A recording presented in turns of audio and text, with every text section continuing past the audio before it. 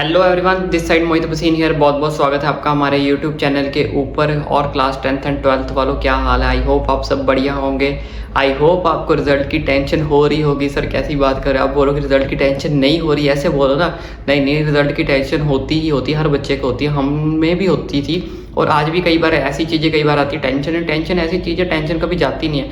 But इतना भी tension नहीं लेनी चाहिए, इतना भी पैनिक नहीं लेना होना चाहिए कि अपनी आगे की जो लाइफ है हम उसको स्ट्रेसफुल कर लें। क्योंकि लाइफ में, ज़िंदगी में या दुनिया में कोई भी ऐसी चीज़ नहीं है जिसका सोल्यूशन ना हो।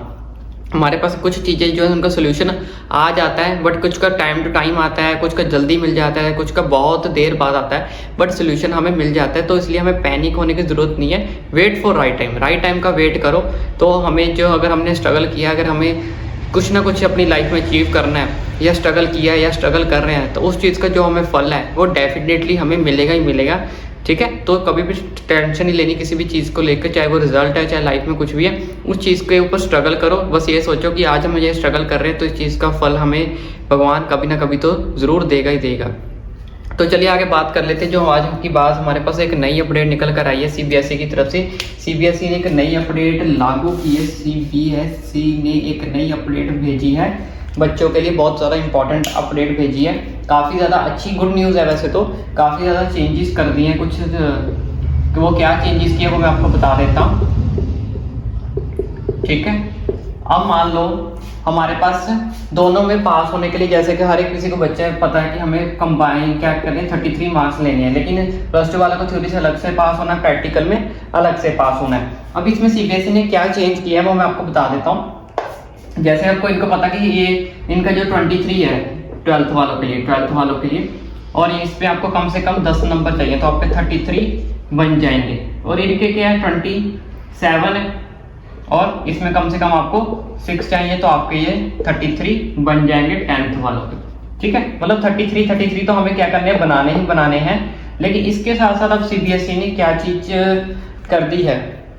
अब मान लो देखो, प्लस टू वालों को क्या है, 10 नंबर जो है उसके कंपलसरी है। ठीक है, 10 नंबर है उसको क्या प्रैक्टिकल में लाने कंपलसरी है। अगर कोई बच्चा यहाँ पे 10 नहीं ला पाता है, यानी कि 9 पे रह जाता है, 8 पे रह जाता है, 7 पे रह जाता है, यानी कि वो बच्चा क्या है, फेल है।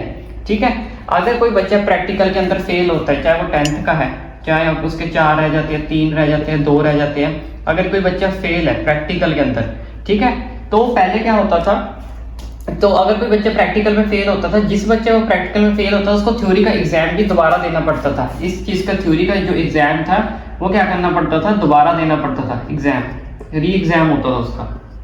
ठीक है, दोबारा से एग्जाम देना पड़ता था। तो इस बार सीबीएसई ने क्या चेंज कर दिया है कि अगर आप अकेले प्रैक्टिकल में फेल हो तो आपको थ्योरी का एग्जाम दोबारा देने की जरूरत नहीं है। बहुत बहुत कांग्रेचुलेशन कि अगर आप प्रैक्टिकल के अंदर फेल हो तो आपको थ्योरी का एग्जाम नहीं देना है, आपको सिर्फ प्रैक्टिकल का ही एग्जाम देना पड़ेगा।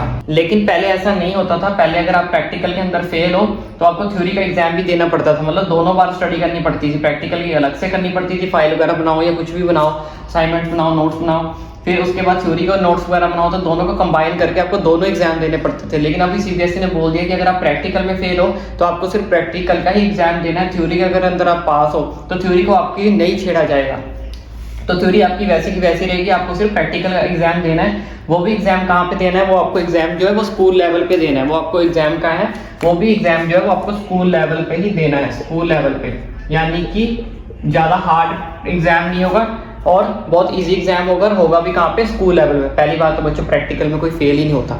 ठीक है ना, प्रैक्टिकल में कोई बच्चा फेल नहीं होता, क्योंकि मिनिमम सिर्फ 6 नंबर चाहिए 20 में से।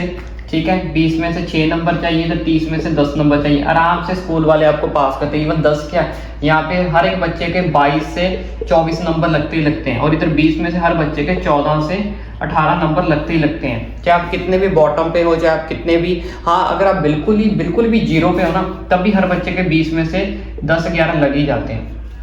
मैं बोलता हूँ बिल्कुल ही, जैसे हम बोलते हैं बिल्कुल ही बॉटम पे 0% पे, उसमें और 30 में से उस बच्चे की आराम से 12-13 लग ही जाते हैं जो बिल्कुल ही बॉटम पे है, बिल्कुल ही टोटली बॉटम पे। मैं बोलूँ ना, यानी कि आप है ही नहीं कुछ, अगर आपने कुछ पढ़ा ही नहीं था, अगर आपके पास कुछ था ही नहीं, तब भी आराम से आपको क्या कर देते हैं, पास कर देते हैं। हाँ, प्रॉब्लम कहाँ पे आती है, अगर आपका बिहेवियर या थोड़ा बहुत अच्छा ना हो, या फिर आपकी अटेंडेंस वगैरह पूरी ना हो, या मिसिंग स्कूल मिसिंग रहता हो, या बहुत सारे मेजर है जिसमें आपको मेजर केसेस में आप इन्वॉल्व हो, ठीक है ना। अगर आप मेजर केसेस में इन्वॉल्व हो तब जाके आपको फेल करते हैं, अदरवाइज प्रैक्टिकल में कोई भी स्कूल वाला जो है प्रैक्टिकल एग्जाम में फेल नहीं करता। दूसरे बच्चे वो फेल होते हैं या फिर जिनको कोई अर्जेंट काम पड़ जाता है, या फिर जो बच्चे एब्सेंट होते हैं प्रैक्टिकल के अंदर, क्योंकि अगर आप एब्सेंट हो गए तो ऑब्वियसली आप क्या है, आप फेल गिने जाते हो, ठीक है ना। अगर आप प्रैक्टिकल एग्जाम में एब्सेंट हो, आपने प्रैक्टिकल एग्जाम नहीं दिया तो आप एब्सेंट हो गए, एब्सेंट में मतलब यानी कि आप फेल कंसीडर हो गए। तो ऐसे वाले बच्चों के लिए काफ़ी ज़्यादा गुड न्यूज़ है, क्योंकि अगर वो प्रैक्टिकल में एब्सेंट थे और उन्होंने थ्योरी का एग्जाम दिया था तो अब उनको थ्योरी का एग्जाम दोबारा देने की जरूरत नहीं है, उनको सिर्फ अब प्रैक्टिकल का एग्जाम ही देना पड़ेगा। तो ये CBSE की तरफ से एक नई अपडेट आई थी जो मैंने आपके साथ क्या कर दिया, शेयर आउट कर दी है। और इसके साथ जो दूसरी अपडेट CBSE ने निकाली है, पहली तो ये अपडेट निकाली थी कि अगर आप एब्सेंट हो, ठीक है, अगर आप फेल कंसीडर यानी कि एब्सेंट, मैंने आपको बता दिया कि अगर आप एब्सेंट तो आप फेल ही कंसीडर किए जाते हो। तो अब अगर आपने थ्योरी का एग्जाम दिया तो आपको थ्योरी का एग्जाम दोबारा देने की कोई जरूरत नहीं है, आपको सिर्फ प्रैक्टिकल का एग्जाम देना है। एब्सेंट वाले बच्चे भी और जिन बच्चों को जो प्रैक्टिकल के अंदर फेल होते हैं वो, ठीक है, वैसे प्रैक्टिकल में कोई फेल होता नहीं है, तो इस बात की आप टेंशन मत लो, बहुत कम चांस है कि कोई प्रैक्टिकल में फेल हो। तो दूसरी अपडेट हमारे पास जो निकल कर आई है CBSE की तरफ से, वो निकल कर आई है कि पहले हमारे पास क्या होता था, कंपार्टमेंट का जो बच्चे फेल होते हैं वो उनका कंपार्टमेंट का एग्जाम होता था, कंपार्टमेंट का, या फिर जिन बच्चों ने इम्प्रूवमेंट का देना था, इम्प्रूवमेंट, ये दो एग्जाम होते थे, ठीक है। चाहे कंपार्टमेंट का इम्प्रूवमेंट, जो बच्चे अपने मतलब फेल हो जाते थे वो कंपार्टमेंट का एग्जाम देते थे, या फिर जो बच्चे सेटिस्फाइड नहीं होते थे वो इम्प्रूवमेंट का एग्जाम देते थे। तो इन दोनों को एग्जाम के अब नहीं होंगे, इन दोनों की जगह अब एक ही एग्जाम होगा, ठीक है, उसका नाम है सप्लीमेंट्री एग्जाम। CBSE ने इस चीज को कर दिया है सप्लीमेंट्री। अब जो कोई बच्चा भरने जाएगा फॉर्म पे तो ये मतलब देखते रहना कि वहां पे कंपार्टमेंट लिखा है, कंपार्टमेंट का फॉर्म है, कंपार्टमेंट का फॉर्म होगा ये, तो वहां पे लिखा है सप्लीमेंट्री। चाहे किसी भी बच्चे ने इंप्रूवमेंट का पेपर देना है चाहे कंपार्टमेंट का पेपर देना है, दोनों के लिए एक ही चीज लिखी आएगी, अब सप्लीमेंट्री एग्जाम लिखा होगा। तो आप इस चीज को ध्यान से दे दे कि जब भी आपने कभी कंपार्टमेंट का एग्जाम देना, वैसे टेंशन ना लो, मेरे पास जितने भी सब्सक्राइबर है, जितने मेरे व्यूज अभी इस वीडियो देख रहे हैं ना, वो सारे के सारे पास होंगे। तो इसी खुशी में चैनल को सब्सक्राइब कर दो, टेंशन ना लो। तो अगर कोई फिर भी रह गया, ठीक है, वैसे रहेगा नहीं, तो कंपार्टमेंट और इंप्रूवमेंट का जिसको भी एग्जाम देना है, ठीक है, वहां पे कंपार्टमेंट एग्जाम नहीं लिखा होगा ना इंप्रूवमेंट एग्जाम लिखा होगा, वहां पे नाम क्या लिखा है, सप्लीमेंट्री एग्जाम। तो इस चीज के बच्चे के अंदर कंफ्यूज मत रह जाना कि अभी कंपार्टमेंट का फॉर्म तो आया नहीं, कंपार्टमेंट का आया नहीं और सप्लीमेंट्री के नाम पे फॉर्म निकल भी जाए, तो वहां पे लिखा है सप्लीमेंट्री एग्जाम। CBSE ने इस चीज को डिक्लेयर किया। दो न्यूज CBSE ने दी थी, एक वो कि प्रैक्टिकल के अंदर अगर आप फेल हो तो आपका सिर्फ प्रैक्टिकल का एग्जाम ही होगा, थ्योरी के एग्जाम के आपको नहीं छेड़ा जाएगा, आपको थ्योरी का एग्जाम नहीं देना है। दूसरी चीज, सॉरी बच्चों लाइट चली गई, थोड़ा सा एडजस्ट कर लेना, कंपार्टमेंट एग्जाम और इंप्रूवमेंट एग्जाम की जगह क्या देना पड़ेगा आपको, सप्लीमेंट्री एग्जाम होगा।